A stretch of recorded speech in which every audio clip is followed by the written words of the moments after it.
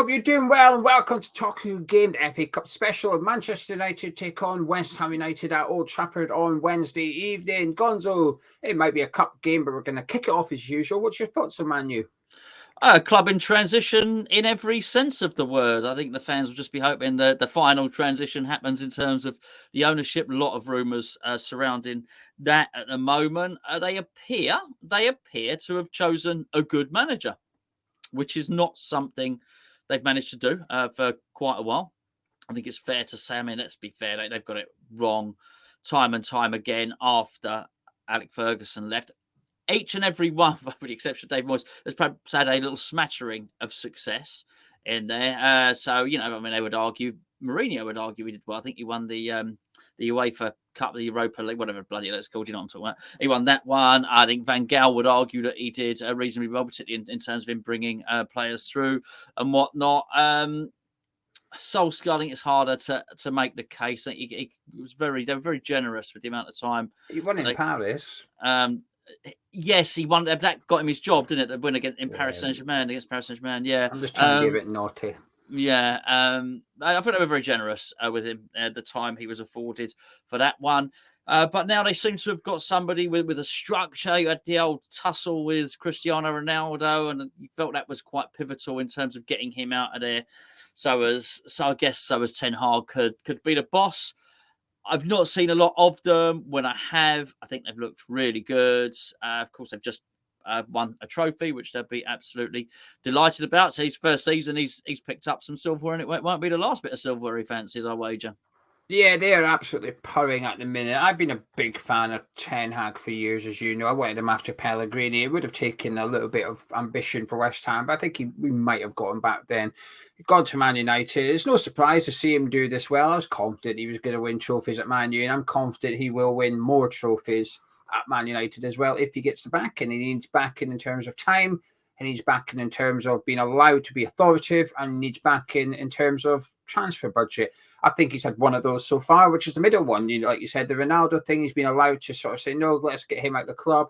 Will he get the time? We don't know. We'll have to wait and see. You assume he will now. He's got a trophy. I think he's almost justified how long he's going to get to do what he wants to do.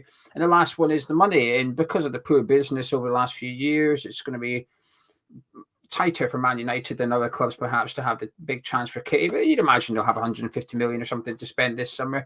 And if you can go get the big players that he wants, they're only going to be looking in one direction, that's up, and there's only two teams ahead of them at the minute. And I think it's really good for English football to have Man United back, if you want to call it that. I don't like Man U. I've got no allegiance whatsoever. And long-term viewers of this channel will know I really do not like Man United. But I think it's healthy for the Premier League to have Man U back in there with Arsenal, with Man City, Liverpool. They can get back up there, Chelsea back up there as well, because not all of those clubs are built with solid foundations. You're seeing Liverpool drop off at the minute. Can they get back? You don't really know. Man City are the only club you're quite confident they could have a poor season. Our next season will be fine. So if we can get Man U back up there competing, you could essentially have like a 5-team title race next season if they all play to their ability. And that's only a good thing for the competitiveness of the Premier League. Carabao Cup win for them yesterday, Gonzo, at time of recording. I mean, is there a prospect of a bit of a hangover on Wednesday night, or do you think it's sort of, that's done, let's get going against West Ham on Wednesday? I think he's very professional, so maybe not. But if I were in Ten Hag's position at the moment, I'd be looking at that Premier League and thinking, I'm not giving that up yet. I feel that Arsenal can falter. Maybe I just hope they falter. I feel that they can falter.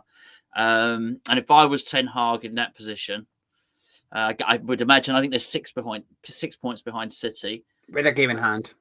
Okay, brilliant. Didn't know that. So I'm sure there's a derby to come or something like that. So I'll be looking at that, and I'll be really fancying my chances. I think if Rashford could stay fit and Casemiro could stay fit, I think Arsenal got a wobble in them. I really do. I would not be giving up that league title if I were Man United yet. And if that's the case, and if Ten Hag thinks like me, and that mirrors those expectations, I think they just knocked Barcelona out of the Dubry Cup, right? So if they've done that, I might be I might be slacking off the FA Cup a little bit. Now, he's professional and he's motivated, and I'm sure he'd pick a, he'll pick a good team or as good as he can. But I wouldn't, honestly, I wouldn't. Even if I was a Man U fan, I would not be giving up that the chance. I'll be sniffing that title at the moment. Got to be honest with you.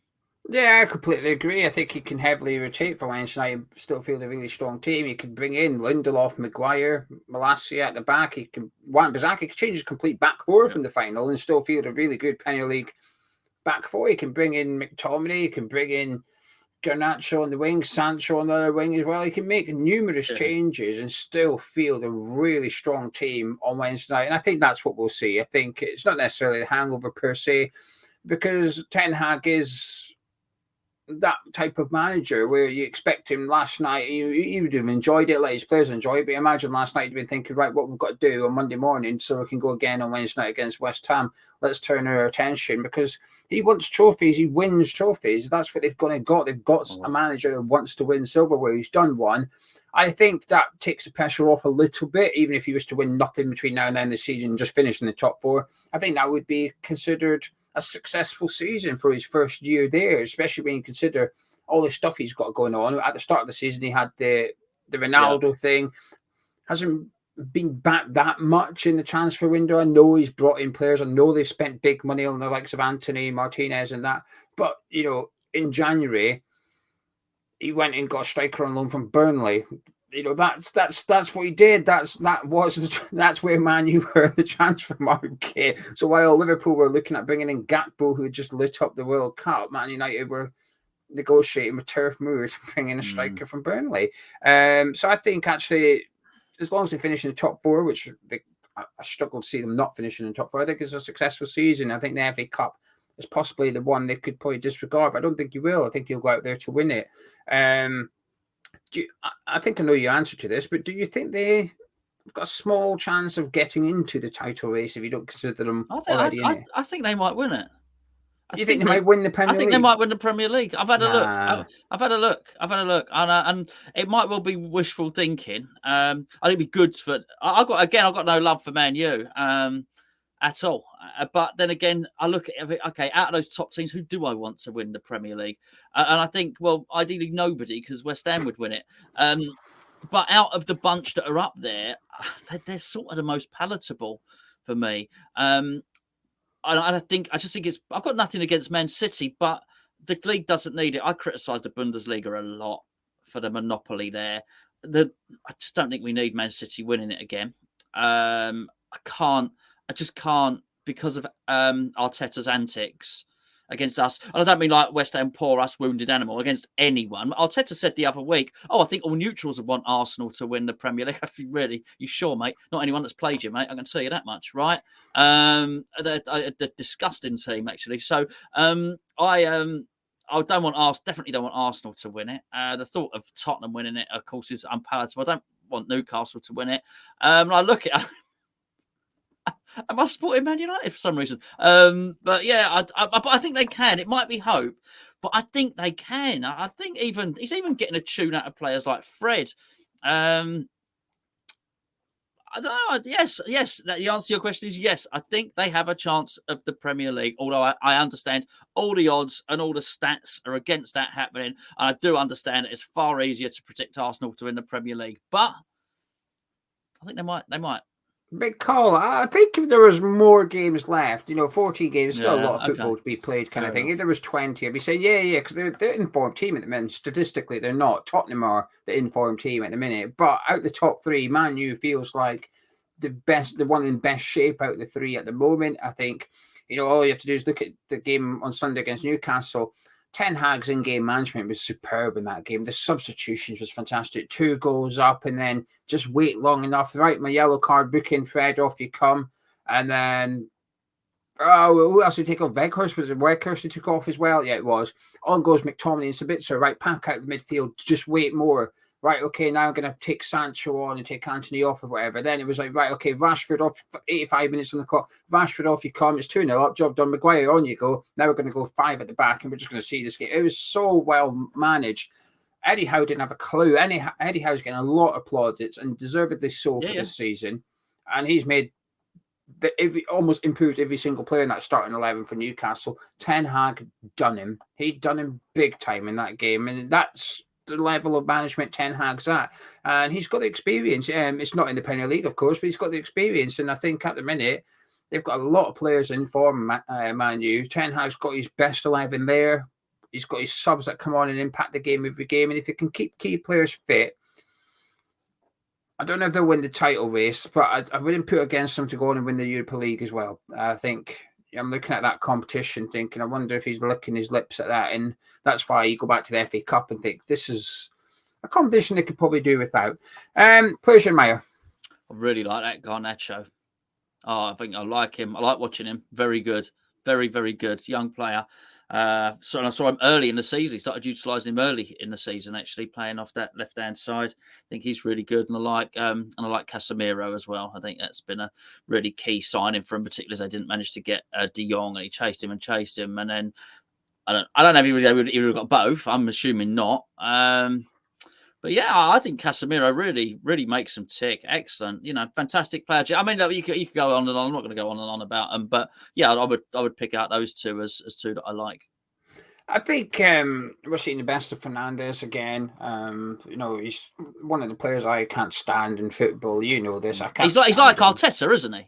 But a player yeah, version. He's equivalent on the pitch. Yeah. I just can't stand it. It's like Zaha. It's just his whole behaviour during the game. I can't stand it. But he's been absolutely sensational this season. Whenever I watch Man U, and I've seen a lot of them this season, Fernandes is just pivotal. And I don't think he's getting enough plaudits, actually. You're right about Casemiro, but he's getting the credit he deserves generally. Rashford's getting all the credit he deserves. He's one of the most informed players in the world at the minute. He's getting all that credit. But I don't really feel like Bruno is, and I think he makes Man United tick quite a lot. And Ten Hag trusts him because he plays him in about 4 different positions every game. He'll start out in the number 10 role, move out to the right. And, somebody was on playing left wing at one point. He just goes wherever Ten Hag needs him. And he does a job in every single position. And, I thought he had a bit of an off season last season. He wasn't very good, but he's back to his best now. And, Martinez came in. There was a lot of scoffing at his height. Yes, yeah. Old school Premier League centre-backs like Graham Souness and whatever go, you can't be that size in the Premier League. Look at him. He's one of the best in the Premier League. I think he's brilliant. And this is my unpopular opinion I always carry. I think Luke Shaw is world class. I get stick for it. I don't care. I'm standing by it. Whenever people argue with me, I say, name 5 better left backs than Luke Shaw. You name a better one in the Premier League. I might let you have an argument with me about Zinchenko at the minute. But apart from that, Cancelo's gone now. So that's that.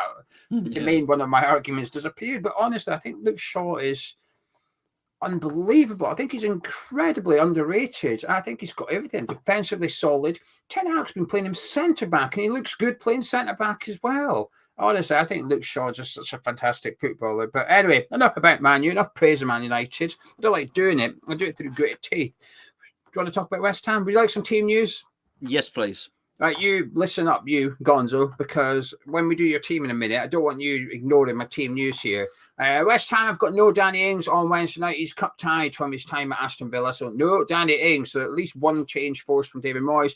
Vladimir Soufal is unlikely to make the game. He went off injured at the weekend with a heel injury. Fabianski remains to be unseen, although I doubt he's going to be used anyway, but he went off as well with a black eye after being booted in the head by Felipe. And, that's about it, really. So apart from that, we've got quite a big squad to choose from. Plenty of options for Ten Hag and plenty of options for David Moyes. I was going to ask you for your team. I might switch around, Gonzo. What's your thoughts on the FA Cup at this point? Because we keep changing because of the situation with the league. No, I don't care. Not interested, really. We'll watch the game. We'll feature the game, clearly. I'll watch it and I'll cheer on, cheer on the boys and whatnot. But no, couldn't. Honestly, it's a strange one. Couldn't care less. We're in the, we're in the knockout round. We've got Europe coming up. We're in the knockout rounds. Against that, we've had a favourable draw. Far more likely we're going to win the European tournament than the FA Cup. Particularly, we're going to face a team as informed as Man United. We've just picked up a valuable win. The Brighton game is huge. they're, as you mentioned, they're playing on the day after. They're playing on the Thursday, which gives them 1 day's less rest. It's a Tuesday. Brighton are playing Tuesday. Oh, are they? All right. Well, it Yeah, gives them 1 tomorrow day's more, night, 1 day more Tuesday. rest, even more reason then. If they've got an extra day's rest, then that's going to mean that I think we need to whatever David Moyes thinks his team is, and this would reflect the team I will pick. I think he's got to wrap a lot of them in cotton wool ahead of that league game. The league game is vitally important. The next three, basically, if you're looking at the games coming up, the Brighton game's most important. Second most important in the little run is going to be the European game.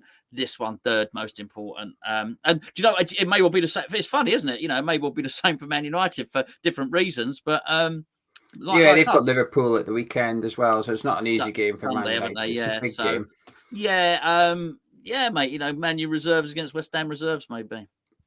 I was like that for the Brentford game.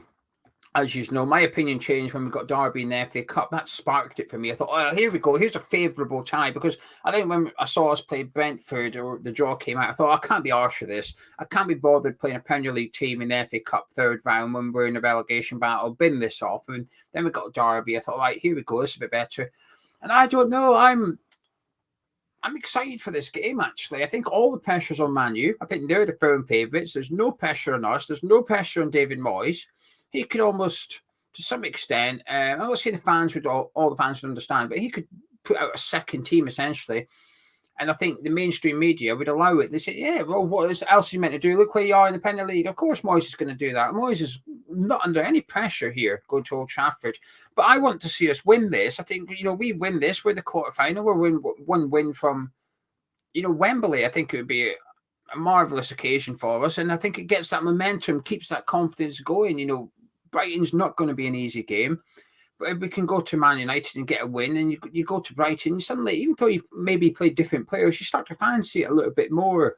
And actually, that win against Nottingham Forest means any players that you do bring in that didn't start, they're under pressure.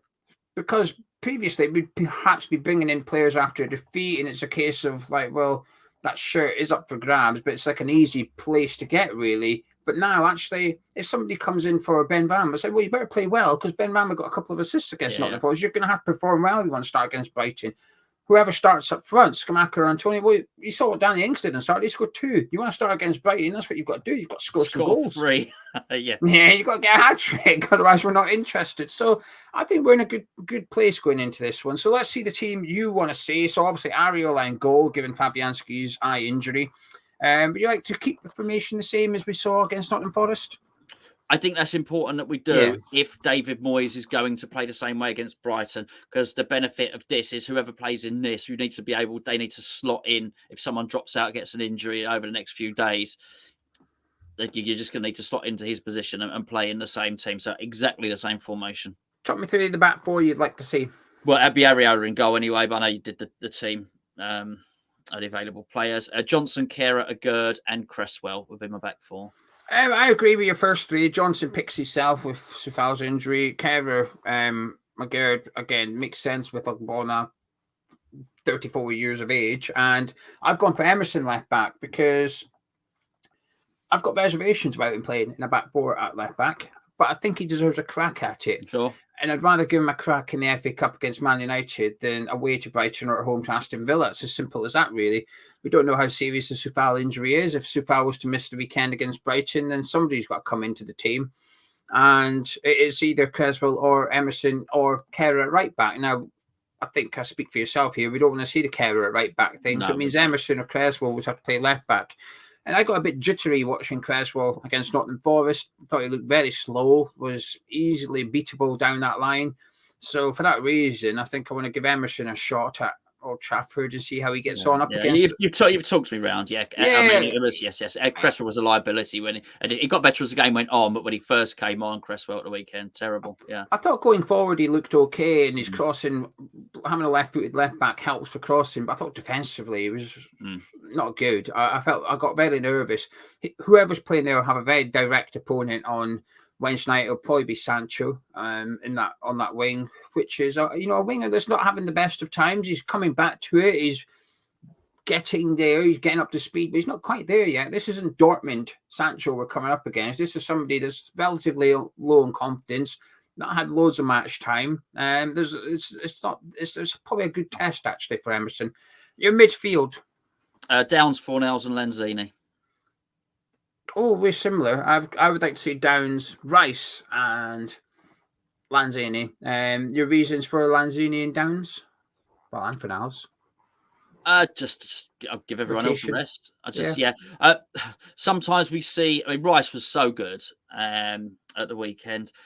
When he dips, it's often after, like if he goes away on international duty, and then often when he goes away on international duty, so Southgate sort of uses him in all the games, doesn't he? And that often happens. So I'm aware that when he plays too many games in a row, his form dips a bit. So I'd just give him.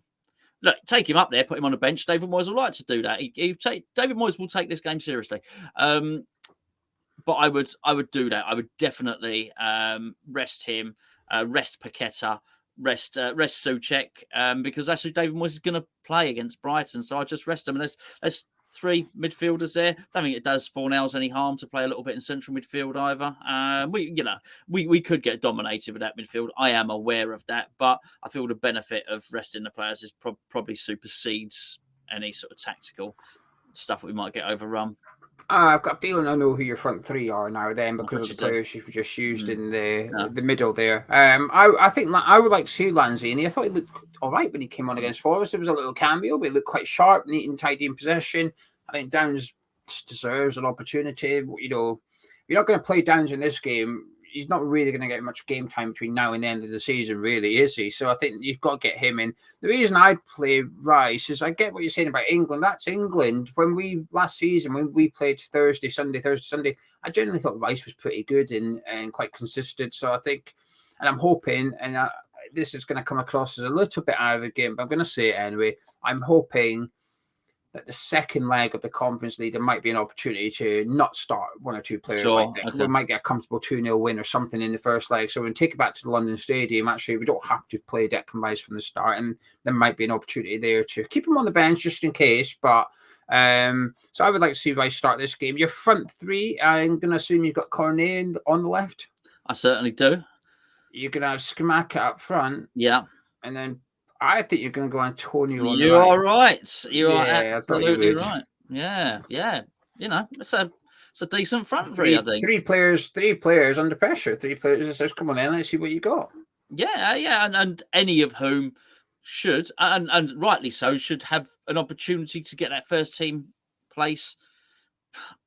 Under normal circumstances, if they play well, it's hard to drop anyone after a 4-0 win. Let's say that. Antonio could be brilliant. I'll play Antonio right side. Antonio could play really well on the right wing, but it's going to be hard to dislodge Bowen, who was obviously really good at the weekend. And the same with Cornet. It would be harsh on Ben Rama to drop him when he's got 2 assists in that game at the weekend. But Scamacca again. Scamacca can't do a lot. They're basically playing to put their hand up and say, "Can I be first sub, please, against Brighton?"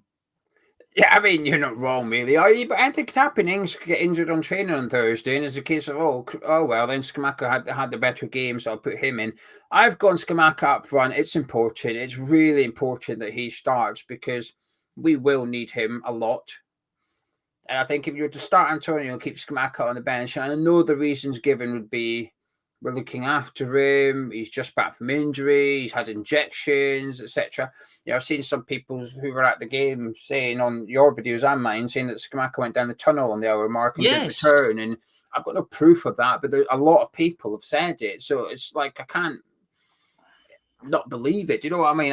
I'm inclined to believe it because there's been like various different people have said that Scamacca and the timings are different. Someone said on the hour mark, and someone said, with 20 minutes to go. So it's 10 minutes difference. But the point is they saw Scamacca go down the tunnel and they assumed he was going to get his shirt or something and he just didn't return. Why that was, maybe he was injured, maybe he just needed the toilet. I don't know, but it's not a great thing if it happened. So we need to keep this guy interested at a bare minimum. We need him up for the fight, up for the battle, really. We need Scamacca because Ings can't play Thursday, Sunday. You just can't do it. I don't want to. You cannot rely on that. You're going to have to rely on somebody helping him out. There will be games, Ings was playing okay up until he scored the first goal. He wasn't having the best game. So, if Moyes substituted him before he scored, you'd have to say, well, I get it. He wasn't playing that great. So we're going to need Scamacca playing.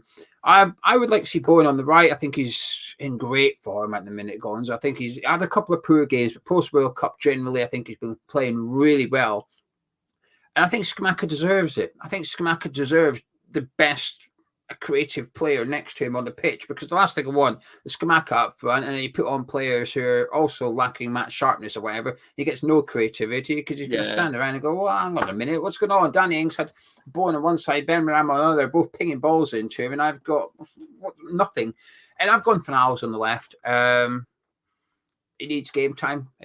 He's looked okay the last couple of games he's come on. I understand why you want to see Cornet. I'd like to see him on the pitch at some point. I was disappointed he wasn't on the bench. Not surprised, but disappointed. A little bit worried, actually, because I thought, when I saw the 11 against Forest, I thought, oh, well, if it's not working, at least we can bring on Cornet. It's like, no, he's not on the bench. Like, oh, no, that was my, you said sub number one. That was sub number one for me. Cornet is the guy. So, anyway, you confident? I don't think either of us are too far away with our teams, by the way. I don't think I think it'd be a bit of a hybrid between our teams as to what David Moyes does. I think there'd be maybe 5 changes or something like that. But like you said, he'll be bringing in Fornals and Lanzini and stuff. Yeah, I think David Moyes is capable of going to Old Trafford and winning away with his best team. Never mind, he's mixed. He's picked a mixed one. So no, I'm not confident at all. But I'm fine with it. I'm fine. I'm fine. Honestly, go up there, get some fitness into some of these players. That's sort of why it's important. He plays, as you say, Scamacca, Cornet. Let's get some of these guys in there. Let's get their fitness levels up. Let's keep them interested. Maybe even someone like Kehrer, who's obviously probably looking at it thinking, I might be out this first team now. Let's keep these boys' fitness levels up. Flynn Downs as well. As you say, we never know when we're going to need them. But no, in terms of us going and David Moyes outsmarting Ten Hag. No, I mean, you can't. It's hard to make the case, really. I'm looking forward to it. I'm not confident, but there's a little bit of me that's optimistic, Gonzo. But I think it's because the pressure's off us. Going into Forest, I felt really excited for the game. I didn't really know why. I just think I had an underlying good feeling for no reason, really. But the Tottenham game, the Brighton game, I'll be nervous for the Brighton game. I know I will be, but for this one, there's no nerves. We've got nothing to lose. We go out. It's not the end of the world. We go through. It's going to be brilliant. It's going to be the benefits of winning this would be fantastic. But if we do lose, it's I can brush it off pretty easily. So I'm optimistic. I think the pressure's all on them, and I just hope that they maybe have a little bit of a hangover from the Carabao Cup win, hoping that Ten Hag rotates the team a little bit too much, because while Maguire and Lindelof are good players to bring in, Maguire's got a mistake in him. While McTominay's a good Premier League player, he's got a mistake in him as well. So I'm hopeful. Can I get any final words from yourself as well as your score prediction, please, Gonzo? Yeah, I mean, if we can win this, it is actually huge for the morale of the club. I have to say, to beat a relegation rival, which, well, they might not have started. Nottingham Forest might not have started the weekend as a relegation rival, but they certainly ended the weekend as one after we'd finished putting 4 goals past them. To beat a team 4-0, a rival, and then to win against Manchester United in the FA Cup would put a seriously good vibe through the club, and would have that team travelling down to Brighton with a proper spring in their step, and would allow them to absolutely have some belief. And not just that, almost everybody in the squad would have this. Maybe it would eradicate the little tantrum which Scamacca may or may not have had allegedly, and all that sort of stuff.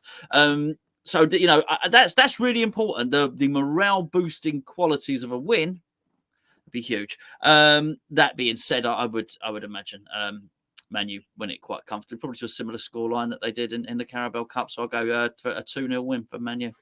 This game is played to a finish on Wednesday night as well. There's no replays from the 5th round, so that means that extra time and penalties will be played if necessary at Old Trafford. And I can see it going to additional time. I can see it going. Yeah, I can see it going to extra time. I don't think we will see the same tactics as we saw on Saturday. I think we'll be a bit more reserved. I hope he doesn't go like full on what we saw at Spurs. I hope there's maybe a little bit of halfway house that Moyes is willing to almost compromise on to some extent, a bit of a hybrid of the two, because I think what we see formation-wise and how we play on Wednesday will be what we do against Brighton on Saturday as well, given that it's away from home. Possibly even at home to Aston Villa the following weekend too. So I wouldn't be surprised there's tactics that we see here for 3 of the next 4 games. Sure. I'm gonna say 1-1, and I'm gonna say we lose an extra time. I think we might just fall a little bit short in extra time. So I'll say 2-1 Man United after extra time for my prediction. Gonzo, shall we leave it there, my friend? I think so. If you've enjoyed this preview, please do drop a like on by clicking the thumbs up. Takes you 1 second. It's free. It really helps out the channel. Subscribe if you haven't. Chat myself and Gonzo. Catch you in a bit.